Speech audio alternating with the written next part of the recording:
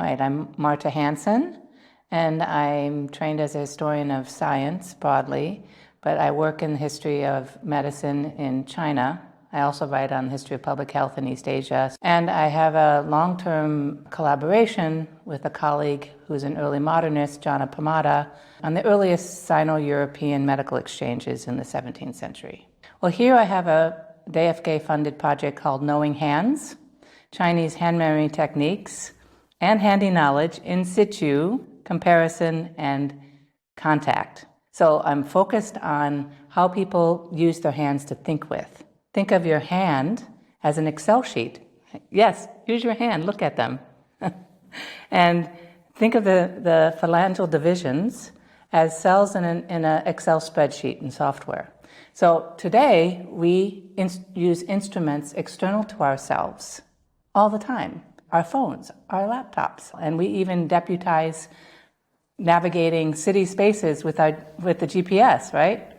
We don't learn how to read maps anymore. I'm interested in how people instrumentalize their bodies to do cognitive things. And specifically, what we find is that they use their hands in very complex ways. From the 7th century in China to the present, and we see really rich examples in early medieval Europe up to the early modern period. But there's even, in the present, there's even a hand for Pope Francis. So there are examples in the present, but it's not as present, or it doesn't persist into the present, let's say, as we see in Chinese communities and even online. And I'm a historian, so I work with historical materials, but I also engage with anthropologists and their work. There's a lot of knowledge on the hands. Basic computations, how to calculate when Easter falls every year, because it changes. But there's also spiritual practices. So doing meditations related to the hand, both in Latin Christian and in early Buddhist examples, but also Taoist examples,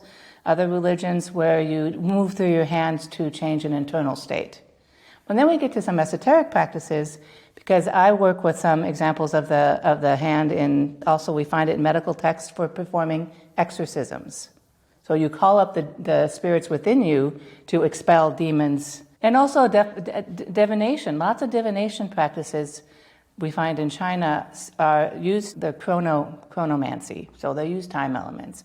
And those units of time are within the Chinese way of calculating time and the lunar calendar, etc. And the idea is that you place yourself in that cosmology, right? So now we're getting into something that's very different from modern Western world way of thinking of things.